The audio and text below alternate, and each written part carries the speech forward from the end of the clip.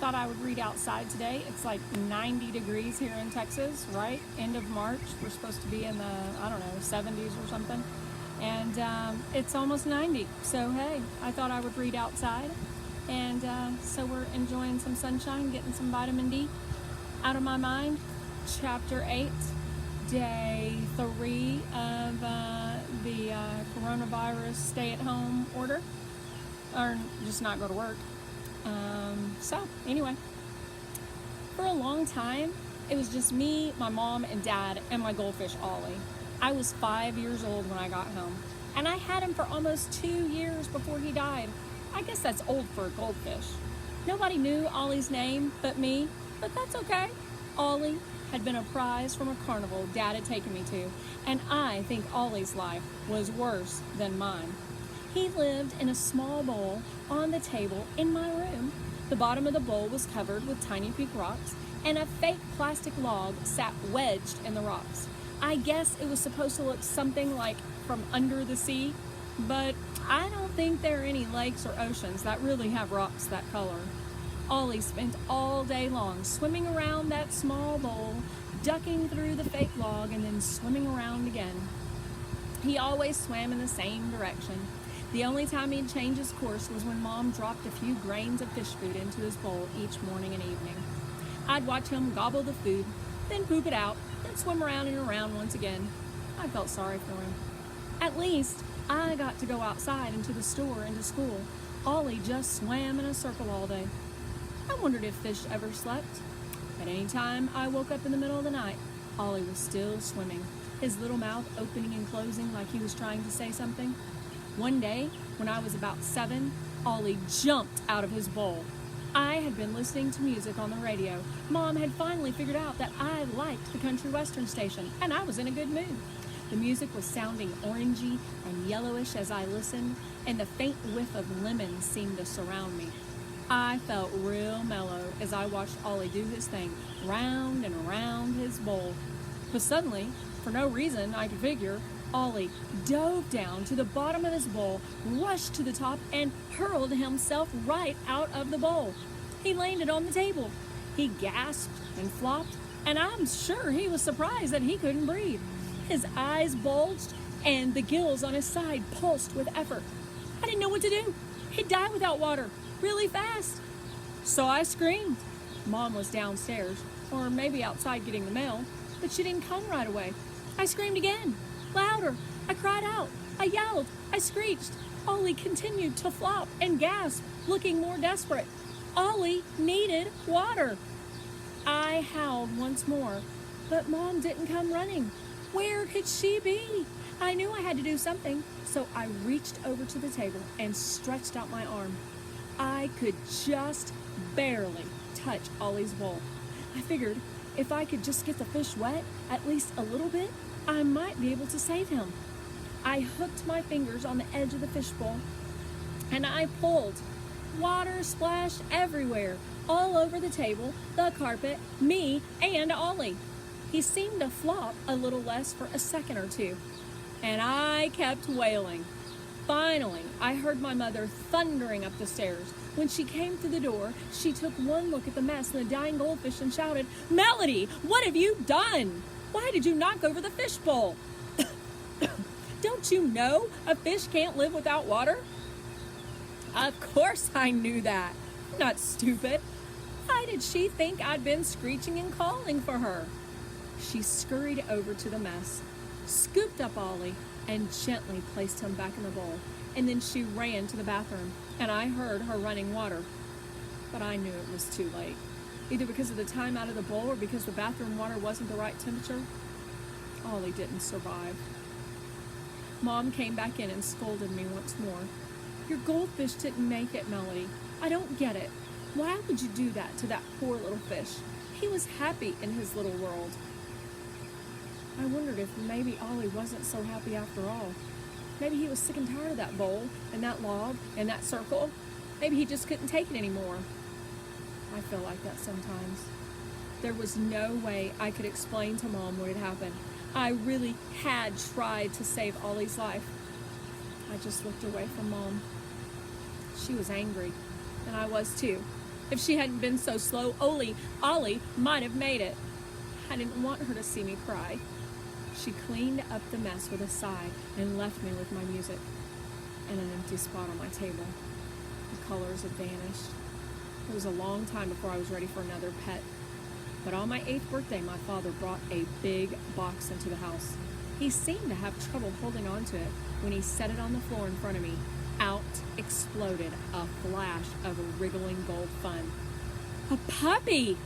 A golden retriever puppy! I shrieked and kicked with joy. A puppy! The clumsy little dog raced around the room, sniffing in every corner. I watched her every move, loving her right away. After exploring every table leg and piece of furniture, the puppy stopped, made sure all of us were watching, and then squatted and peed right there on the carpet. Mom yelled, but only a little. That's when the dog knew she was in charge.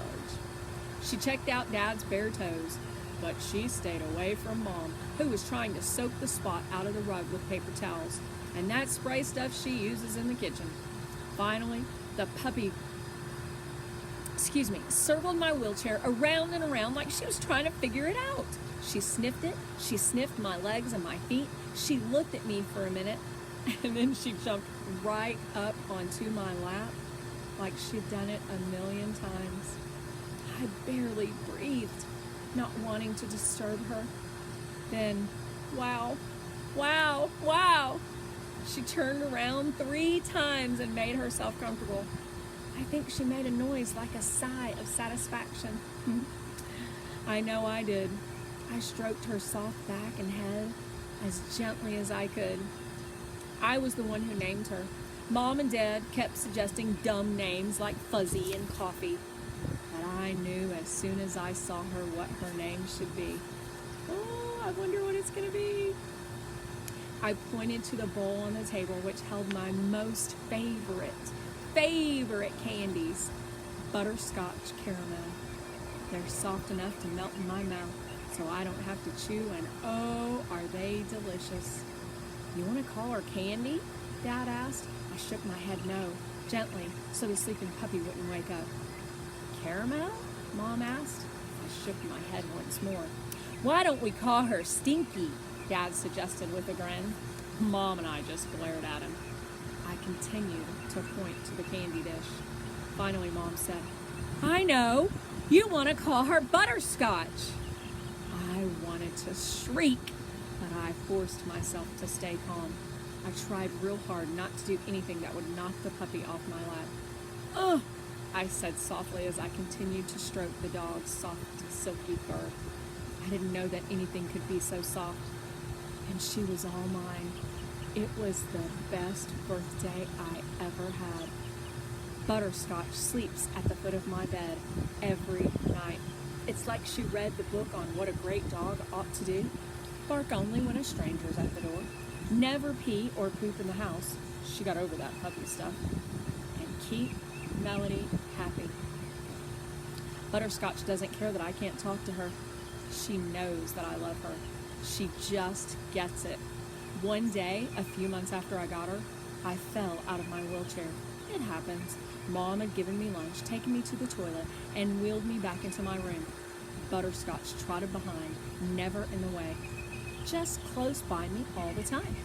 Mom popped in a DVD for me and made sure my hands were properly positioned so that I could rewind and fast forward the film. She didn't notice that my seatbelt wasn't fastened, and neither did I. She traveled up and down the stairs doing several loads of laundry. I'm awfully messy, and I guess she had started fixing dinner. The aroma of simmering tomato sauce floated up the stairs. Mom knows I love spaghetti. She peeked her head in to check on me and said, I'm going to lie down for a couple of minutes, Melody. Are you okay for a few? Sorry, the wind started to pick up and my iPad's about to blow over. Hold on just a minute.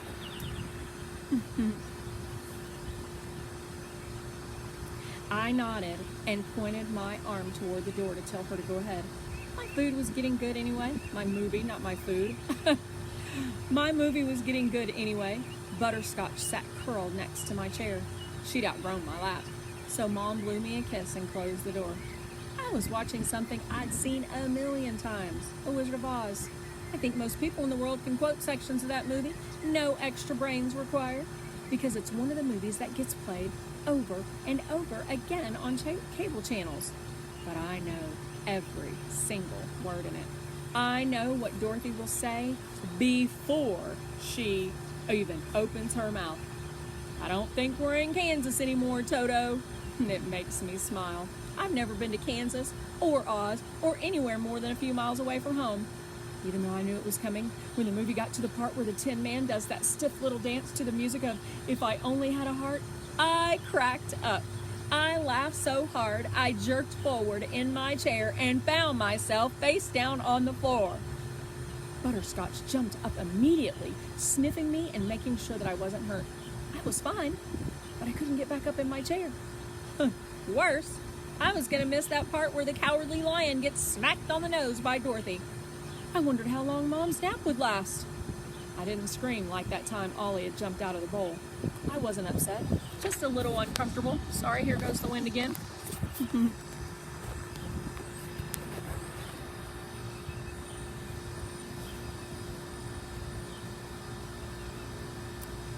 Well, let me find my pace. I wondered how long Mom's nap would last. I didn't scream like that time Ollie had jumped out of the bowl. I wasn't upset, just a little uncomfortable. I tried to flip over, but I couldn't from the position I had landed in. If I could have seen the television from where I'd fallen, I might have been okay on the floor for a little while. Butterscotch makes a great pillow. But Butterscotch went to the closed door and scratched. I could hear her claws ripping at the wood. Dad wouldn't be happy when he saw that, but Mom didn't come. So Butterscotch barked. First a couple of tentative yips, and then louder and more urgent.